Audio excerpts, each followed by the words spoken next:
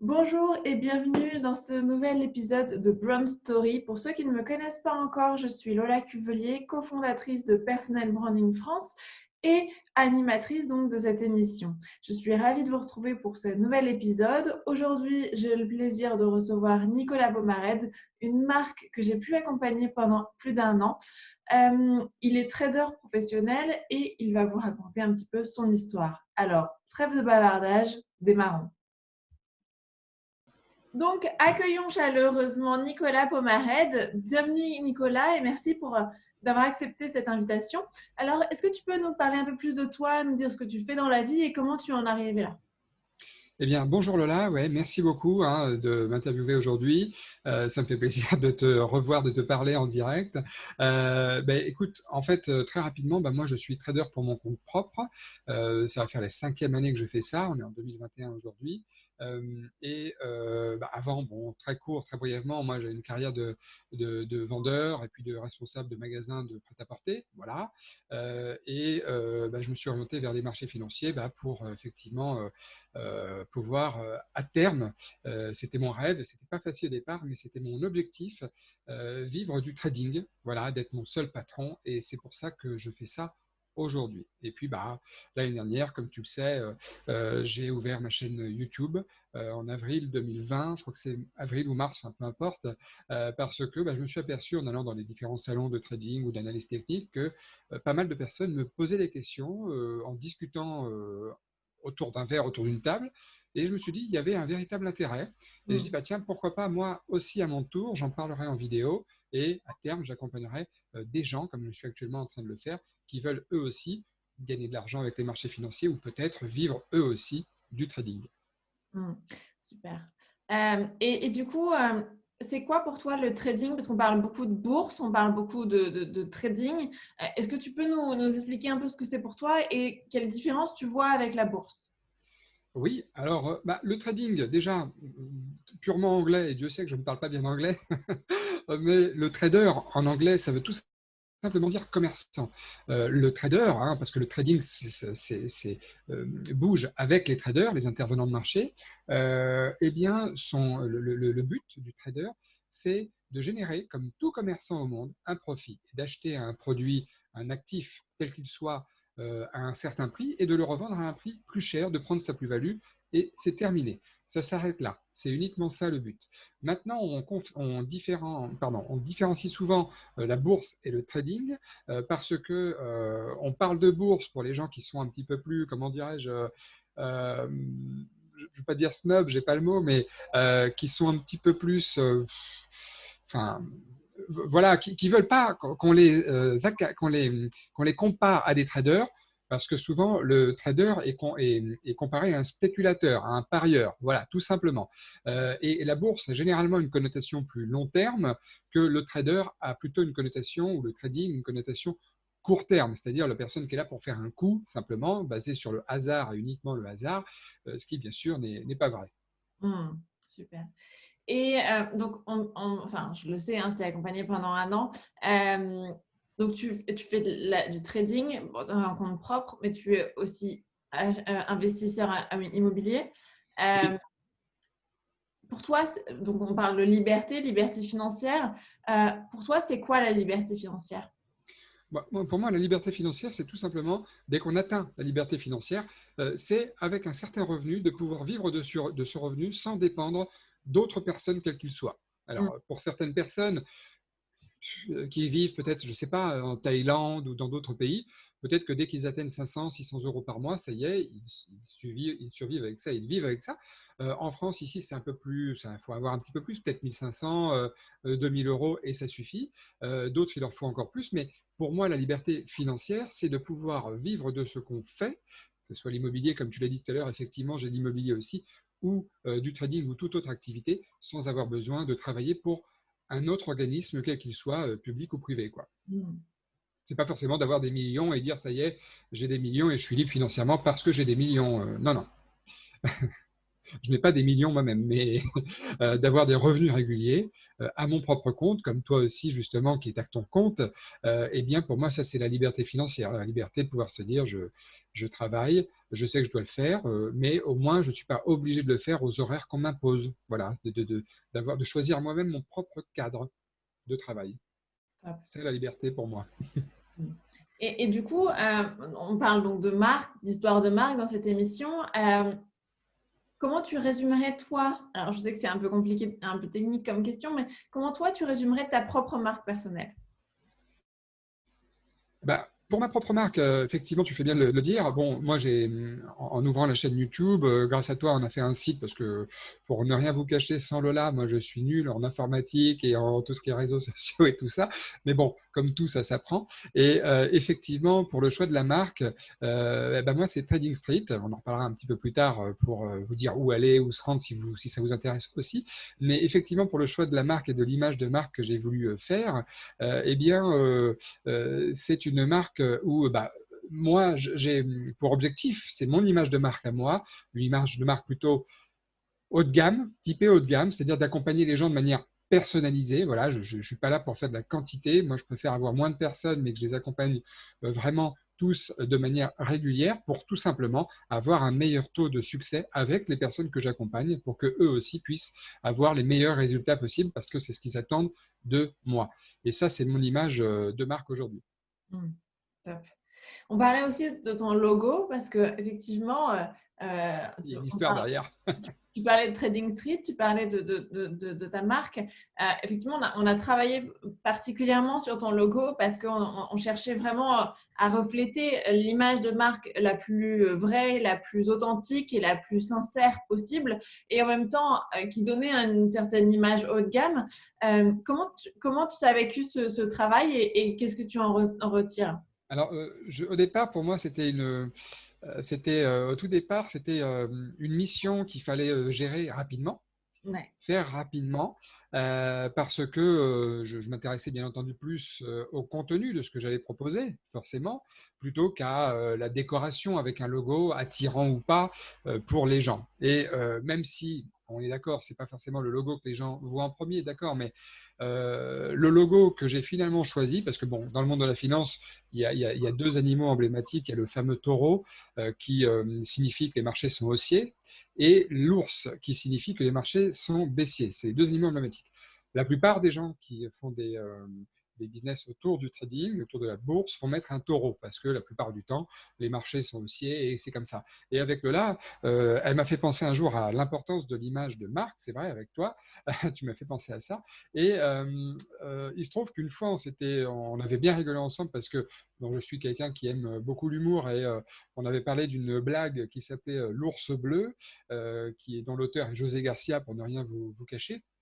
Et il se trouvait que j'adorais raconter moi-même cette blague-là. Et étonné que ça va avec ma personnalité plutôt, euh, j'allais dire joviale, c'est pas toujours ce qu'on voit dans mes vidéos de trading parce que je suis assez sérieux, mais dans ma personnalité au privé, c'est comme ça que je suis. Et j'ai dit, bah, pourquoi pas mettre un logo avec une tête d'ours? Ça changera des taureaux qu'on voit partout. Et pourquoi pas bleu? Parce que bah, ça fait référence à une image où on s'est connu avec toi, Lola, pendant laquelle, enfin une période pendant laquelle je racontais souvent cette blague-là. Donc j'ai trouvé ce logo parfait. J'ai dit à Lola, laisse tomber les taureaux, les machins. J'ai le logo en tête, voilà. Et j'avais tellement l'impression de faire un pas en avant par rapport à ça que bon, bah voilà. Donc, les personnes qui me suivent un peu plus et certains proches aussi, parce que bon, les autres, c'est pas ce qui les intéresse d'abord. Si je les rencontre plus tard, pourquoi pas. Mais maintenant, je pense que les gens vont le savoir au fur et à mesure. Et c'est pour ça que j'ai fait ce logo-là, qui correspond à l'image de marque qu'on a citée tout à l'heure. Et puis, bah, aussi à ce petit passage de vie qu'on a eu communément. Voilà.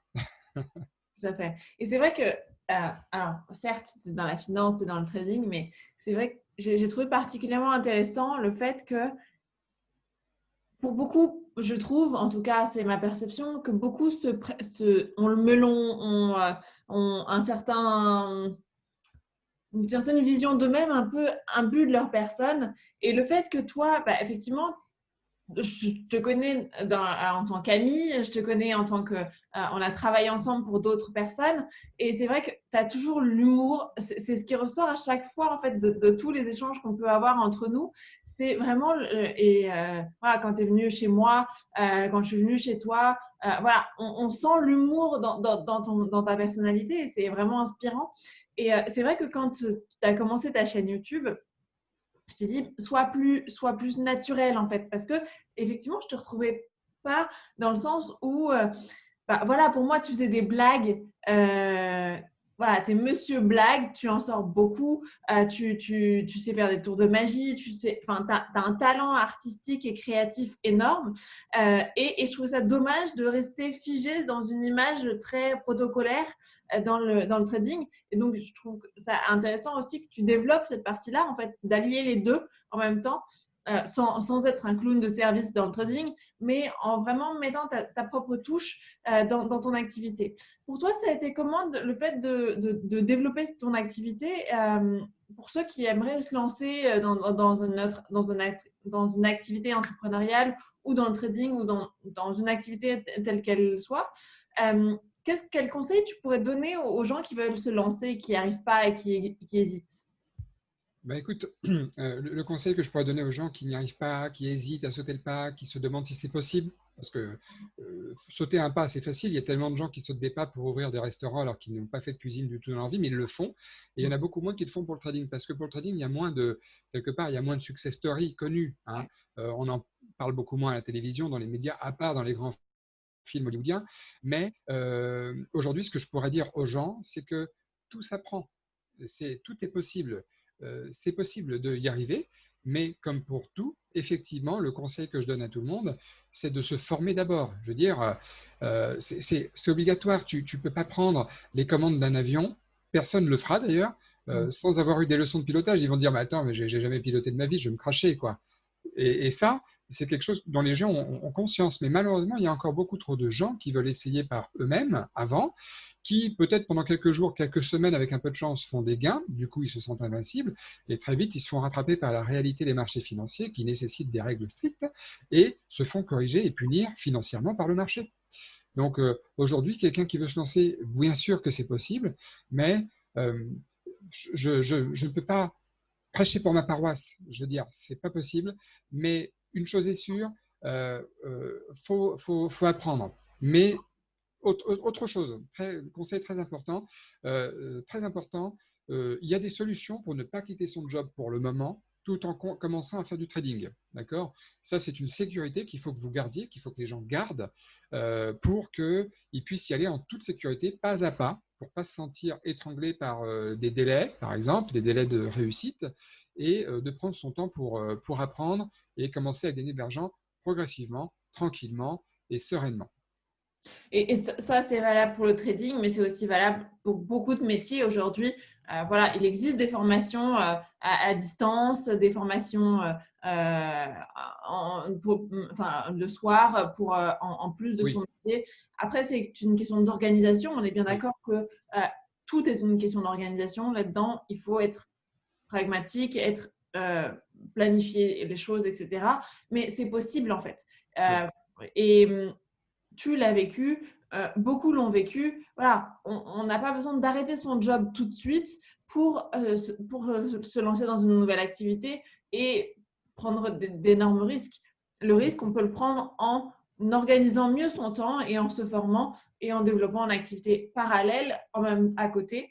Alors bien sûr, sauf si dans votre métier c'est interdit, etc., etc. Je pense à certains métiers où c'est compliqué de changer de vie totalement parce que les lois sont ainsi faites. Mhm. Mais il y a quand même énormément de professions où, effectivement, en cours du soir, en formation à distance, vous pouvez quand même vous former et développer une autre activité pour atteindre la liberté en fait, financière que vous visez. En gros, c'est enfin, définissez votre objectif et après, vous verrez les étapes intermédiaires à suivre, quoi. Ouais, ouais, c'est ça.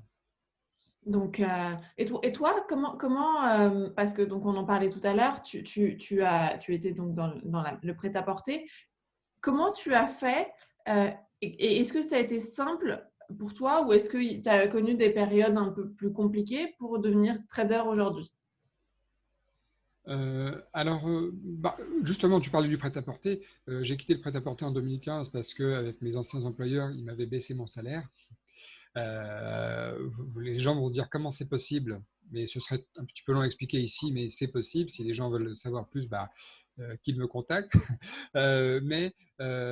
C'est possible. Et du coup, j'étais complètement démotivé. On a fait une rupture conventionnelle et c'est à ce moment-là que je me suis dit qu'est-ce que je vais faire comme activité à mon compte, qu'est-ce qui m'intéresse pour vivre de quelque chose que j'aime, quelque chose que je pourrais créer moi-même, quelque chose qui ne nécessite pas forcément ni de patron, ni de salarié, et encore pire, de clients, parce que c'est le seul métier au monde où vous n'avez pas besoin de clients, c'est quand même incroyable, c'est le seul métier au monde où vous n'avez pas besoin de clients. Et du coup, j'ai profité de ce tremplin, entre guillemets, avec ma rupture conventionnelle, et du coup, la période de chômage qui a duré 2 ans pour me former moi-même, pour m'entraîner en démo quelques mois ensuite, pour commencer le trading doucement. J'ai même fait sauter, comme tu sais, mes crédits immobiliers pour 1 an pour les reporter à plus tard, le temps de me faire la main correctement et plus sereinement, bien entendu, sur les marchés financiers. Voilà. Je vais peut-être un petit peu déborder sur la question, ou peut-être que je n'ai pas bien recentré la question, mais Parfait. c'était ça, je crois. Hein, parce que dans ma tête, je me dis, tiens, j'ai peut-être décalé. Elle avait, le bout de la question n'était pas là, mais Et euh, est-ce que pour toi c'était simple ou est-ce que émotionnellement tu as connu des moments voilà. de doute, d'incertitude, Alors, où tu t'es c'était, remis en question? j'ai suivi une bonne formation, je dois dire, c'est vrai, mais c'était pas simple quand même parce que, et c'est aujourd'hui la chose que je ne veux pas pour les étudiants qui me suivent, euh, je n'ai pas eu d'accompagnement après. Hmm. Si tu veux, c'est comme si tu passais le permis de conduire, tout était dans le manuel, mais tout était dans le manuel impeccable, mais que tu n'as pas de leçon pratique. Hmm. Voilà, point. Et du coup, c'était très difficile parce qu'au départ, quand on s'attaque au marché financier, comme tu le sais, sur les marchés financiers, il y a plusieurs actifs. Ça peut être les actions, les obligations, les indices, les matières premières, même maintenant les crypto-monnaies. Tu as plusieurs styles de trading, en gros, très court terme, moyen terme ou long terme. Et au départ, tu ne sais pas trop lequel choisir. Et très souvent, les débutants vont choisir leur style et leur marché en fonction du succès qu'ils ont eu sur leurs premières opérations ou pas. S'ils ont perdu sur les crypto-monnaies, ils vont peut-être faire les indices parce qu'ils avaient gagné leur premier trade là-dessus. Et donc, ils vont se focaliser là-dessus, alors que peut-être parfois, ce n'est pas forcément ce qui leur correspond quand même. Hmm. Niveau du capital, niveau des horaires de travail, niveau du levier, de l'effet de levier qu'on peut ou pas avoir sur tel ou tel marché, tu vois. Et c'est là que c'est dommage. Moi, je dis que quelqu'un qui démarre dans le trading, pour que ça soit moins difficile pour lui, il est très important de connaître sa propre vie privée pour savoir ce qui te correspond le mieux en fonction de ça, ce qui te correspond le mieux en fonction du temps que tu as à consacrer au trading, parce que c'est clair que quelqu'un qui travaille toutes les après-midi et qui rentre chez lui à 4 heures du matin, je vais lui déconseiller les actions américaines, que je Hmm. fais moi, mais je veux dire, par contre, tu as un super créneau horaire pour travailler le début de journée sur les marchés financiers européens. Ou alors, tu quittes ton travail, mais tu prends un gros risque et tu t'attaques au marché américain parce que ça te plaît, parce que, voilà. Hmm. Ok. En gros, hein, et c'est ça qui était difficile au départ, voilà, pour résumer là-dessus, c'était évidemment de y aller sans être plus accompagné que ça. Hmm. Voilà, c'est un petit peu, c'était ça qui était vraiment très difficile. Et le mental aussi, le fait de perdre, parce que moi, clairement, j'ai perdu les 2 premières années de trading. Hmm. J'ai commencé en début 2017 et jusqu'à fin 2018. J'ai perdu de l'argent. Alors, heureusement, j'ai perdu une vingtaine de pourcents, ce qui paraît beaucoup, mais en fait, c'est très peu si on ramène ça au mois. Mais pour le mental, tu te dis qu'à chaque fois que tu travailles, tu perds de l'argent. Et bien, effectivement, c'est quelque chose qui est très difficile à accepter. Voilà. Et il y a des gens qui n'ont pas les moyens d'attendre, qui ont un trop petit capital, qui en plus se découragent en voyant qu'au bout de quelques semaines, quelques mois, ça ne marche pas, et découragés aussi par leurs proches qui disent, bah, tu vois, bon, tu as essayé, ça ne marche pas, retravaille parce qu'à un moment donné, il faut bien vivre, etc. Donc, c'est des épreuves que j'aime beaucoup comparer aux sportifs de haut niveau. Je veux dire, sur un podium, il n'y a que 3 places. Hein. Hmm. Donc, dans le trading, heureusement, le podium est un peu plus large, mais sur 100 personnes, il y en a quand même 90 qui échouent. Hmm. C'est un peu les statistiques, c'est-à-dire qu'ils perdent de l'argent. Donc, et encore, parmi les 10 personnes, bah, c'est des gens qui déjà sont déjà une grosse expérience, qui ont un petit peu de moyens et qui ont de la ténacité. Mm. S'il te manque un des trois, tu ne feras pas partie des 10. Mm. Okay. Mais si tu veux faire partie des 10, tu peux tout à fait, même avec un capital de 5 000 euros. Et le premier but en trading ou en bourse, c'est de toute façon, ce n'est pas de vivre du trading dans un premier temps. Ce n'est pas le but, ce n'est pas les premiers mois. C'est possible. Mais c'est déjà d'être régulier. Et ensuite, de vivre du trading, oui. Mais quelqu'un qui veut vivre du trading et qui a que 2 000, 3 000 euros de capital, de toute façon, ce n'est pas possible. Il faut de toute façon un capital, à moins que la personne soit un génie et qu'il arrive à faire tous les mois 100% sur son capital. Mm. Mais c'est vraiment pas le but premier. Le but premier, c'est d'avoir confiance, de se spécialiser et de faire des gains réguliers pour commencer. Parce que si vous pouvez faire 5% par mois avec 5 000, vous serez capable de le faire avec 50 000 et avec 500 000 euros. Vous serez capable. Oui, en branding, on appelle ça la constance, en fait. Voilà.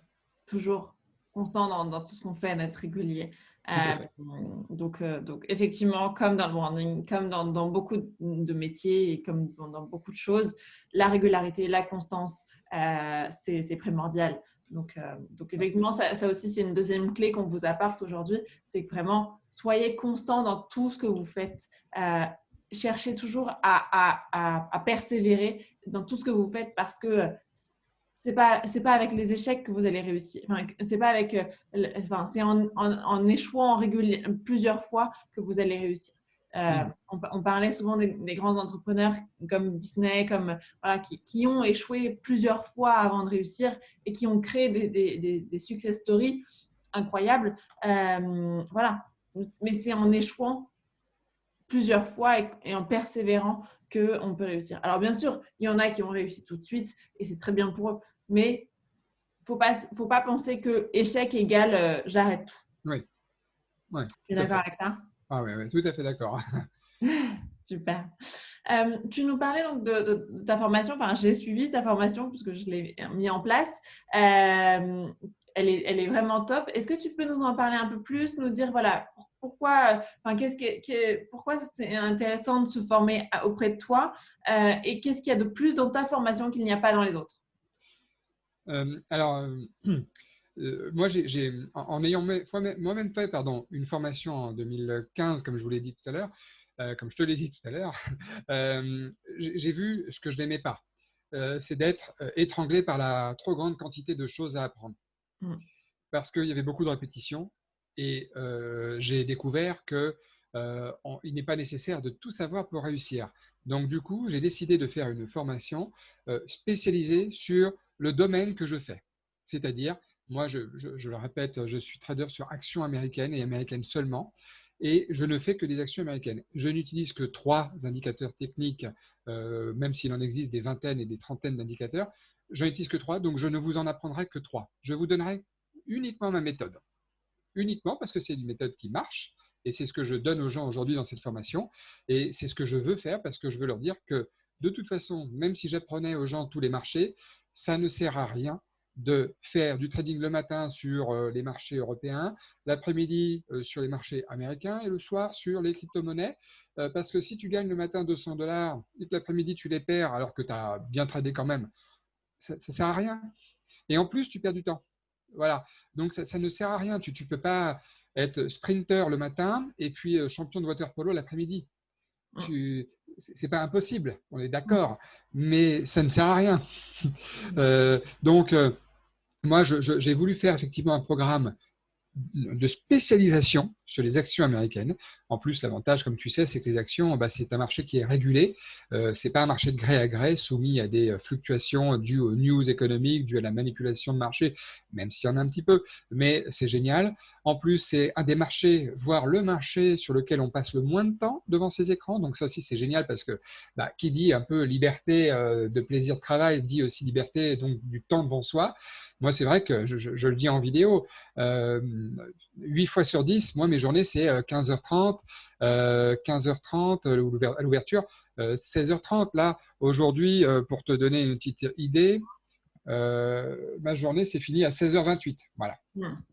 16h28, dernier trade, gain 217$. Voilà. Bon, bah, tu fais ça un petit peu tous les jours. Alors, des fois, tu fais des pertes, tout ça, mais c'est super. Et puis, bien sûr, dans l'accompagnement que je souhaite proposer aux gens, bien entendu, au-delà de tout le contenu qui pourra bien entendu leur être indispensable pour réussir, moi, je tiens à passer, et toi-même, tu m'avais dit que c'était un peu généreux, mais bon, je maintiens ce que je dis pour le moment, euh, 15 jours avec chaque participant, une fois qu'il aura fait la formation complète, 15 jours, 15 séances de trading, 15 après-midi de trading, enfin 15, 2 semaines, parce que les week-ends ne comptent pas, mais 2 semaines d'après-midi de trading personnalisées et individualisées avec chaque personne, où on sera, pareil, de manière interactive ou au téléphone, voilà, comme si on était deux collègues de travail en train de trader sur les marchés américains, tout simplement pour que, à l'issue de ces 15 jours, que la personne puisse être un peu plus lâchée dans la nature avec des armes concrètes. Mm. Voilà, avec comment l'expertise, si j'ose dire, qui l'aiguisera lui-même ou elle-même avec le temps, bien entendu. Mais c'est surtout ça. Moi, je ne veux pas proposer des programmes d'accompagnement, que les gens se rétractent parce qu'ils ont décidé que non, même s'ils ont le droit de le faire, ou que les gens abandonnent en cours de route et que je m'aperçois avec les statistiques que toi-même tu connais, que la personne, ça fait 1 mois et demi qu'il s'est arrêté au chapitre 4 et qu'il n'a pas poursuivi. Voilà, non, moi, je veux que des gens se disent, bon, je suis décidé, j'ai envie d'avancer, j'ai envie d'y arriver. Et puis, si lui, il peut le faire, moi, je peux le faire aussi. C'est toujours un peu ma façon de penser, ça. Mm. Donc, voilà ce que je propose, moi, dans le programme d'accompagnement que j'ai souhaité mettre en place sur les marchés financiers. Top. Eh ben, en tout cas, bravo parce que effectivement, en un an de temps, ça a beaucoup bougé. Et je suis assez fière de ce qu'on a fait ensemble et de ce que tu as fait. Merci. On va bientôt terminer Ouais. l'interview. Donc, pour ceux qui vous souhaiteraient aller plus loin avec toi, qui voudraient échanger avec toi, donc on peut te retrouver donc, sur ton site internet, sur YouTube et sur Instagram. Donc, il y a toutes les infos là-dessus. Je vous mettrai en barre d'infos pour ceux qui voudraient les liens directs. Donc, je vous mettrai toutes les informations en barre d'infos juste en dessous de cette vidéo. Et est-ce que tu as un petit mot de la fin à dire nos auditeurs? Non, non, enfin, pas spécialement. On va dire juste que, voilà, pour tout ce qui concerne l'entreprise de manière générale, en tout cas l'entrepreneuriat, le dépassement de soi, le branding, parce que ça fait partie, l'un va pas sans l'autre, hein, effectivement. Là-dessus, j'adhère tout à fait à l'idée. Eh bien, c'est tout à fait, il faut savoir que c'est possible. Voilà, que ça demande un petit peu de temps, c'est vrai, mais c'est possible. Mm. Donc, moi, j'ai envie de vous dire, continuez, foncez. Si vous avez une idée, creusez. N'hésitez pas à écouter les conseils aussi des autres, des fois de faire abstraction aussi à certains conseils ou découragements que d'autres personnes peuvent vous dire aussi. Et puis, très important, faites appel à votre bon sens dans tous les domaines, quels qu'ils soient. C'est Mm. très important, je veux dire. Faites appel à votre bon sens, quoi. Des fois, je le dis à des commentaires de gens qui me disent j'ai 1 000 euros, est-ce que tu penses que je peux en vivre? Je leur dis la même chose. Je leur dis, à ton avis, et combien faudra que tu fasses par mois pour combien tu gagnes et combien tu faudra que tu fasses par mois pour en vivre? Ah il me dit oui, il faudrait que je fasse 200% par mois pour gagner 2 000 euros à peu près, ce qui est mon salaire actuel. Je dis voilà, est-ce que tu as déjà vu ça, gagner, quelqu'un gagner ça? Euh, voilà, tu vois. Et du coup, non, ne vous découragez pas. Faites-vous aussi, très important, beaucoup d'entrepreneurs ou même dans l'immobilier, ça pour le coup, je le vois bien, stagnent dans leur début parce qu'ils veulent tout faire eux-mêmes. Mm. Ils veulent tout faire eux-mêmes et ils ne délèguent rien à personne pour des raisons de confiance, de déception par le passé qu'ils ont eu avec d'autres gens et pour des raisons de coût parfois qui en fin de compte est très minime et qui pourtant pour leur faire gagner beaucoup de temps et donc d'argent. Tu parlais tout à l'heure d'entrepreneuriat aussi avec je ne sais plus quelle entreprise qu'il faut continuer à y aller, tout ça. Tu parlais de je ne sais plus quelle entreprise, mais moi j'ai en tête l'entreprise McDonald's par exemple où les frères McDonald, quand on regarde le film, le fondateur, même si c'est peut-être un peu nuancé, romancé, tout ce qu'on veut, mais ils ne se sont pas développés parce que dans le film, ils étaient déçus des différents managers qu'ils avaient eu dans différents points de vente. Donc, ils ont tout Mm. arrêté et ils ont conservé leur restaurant d'origine. Et Ray Kroc, quand il est arrivé derrière, il a dit, mais attendez, mais c'est pas parce que vous avez eu 5-6 mauvais managers qu'ils sont tous mauvais. Il faut absolument continuer, absolument trouver des bons personnels, du bon personnel, parce que sinon, vous ne pourrez pas vous développer si vous ne faites pas confiance. Hein. Euh, et c'est ce que je dis aux gens qui investissent dans l'immobilier. quand ils commencent à faire de la location courte durée, saisonnière, pour gagner plus, parce que c'est vrai que ça rapporte plus, mais je leur dis, mais attends, tu fais le ménage, tu fais la réservation toi-même, tu fais l'entrée dans les lieux, l'état de sortie, tout ça. Mais je dis, comment tu ferais si tu avais ne serait-ce que 5 appartements un peu répartis dans la ville? Mm. C'est pas possible. Euh, Tout à fait. voilà. Donc, faites-vous accompagner là-dessus. C'est très important. Dans n'importe quoi que vous entrepreniez, faites-vous accompagner de gens d'expérience, de gens qui ont des conseils. Moi, je ne m'y connais pas en informatique. YouTube, on a une amie commun sur YouTube qui m'a aussi donné pas mal de conseils parce qu'elle, c'est un gros poids lourd de YouTube. Je ne sais pas si on peut la citer. Belinda, voilà, Belinda sans tabou pour les gens qui ont envie d'aller jeter un œil aussi, parce qu'il n'y a pas de raison. Elle m'a aussi moi-même beaucoup aidé sur YouTube pour m'aider pour mettre en place des trucs, Mm. en plus de Lola. Et puis, point final. Et puis maintenant, aujourd'hui, c'est vrai qu'en un an, tu l'as très bien dit, moi, c'était une montagne, YouTube. Maîtriser les vignettes, Canva, les titres, la description, la mise en vidéo, faire ses vidéos. En l'espace de quelques semaines, j'ai acheté comme toi le même matériel, la webcam, le petit micro, parce que ça améliore tout simplement la qualité par rapport au travail qu'on souhaite faire et Mm. par rapport après à l'accompagnement qu'on souhaite donner aux gens pour qu'eux-mêmes aient une meilleure vision de ce qu'on fait. Tout simplement, quelqu'un qui n'a pas de micro, il va être moins bien entendu. Quelqu'un qui est moins bien entendu, on a moins bien envie de l'écouter sur une vidéo importante comme le trading, quoi. Mm. Tout à fait. Eh bien, merci beaucoup à Nico pour ce moment. Merci à tous d'avoir été si assidus et d'avoir regardé cet épisode. Donc, je vous propose de regarder le suivant ou le précédent, hein, en fonction de là où vous en êtes. Et merci encore pour ces moments précieux. Merci Lola. À très vite.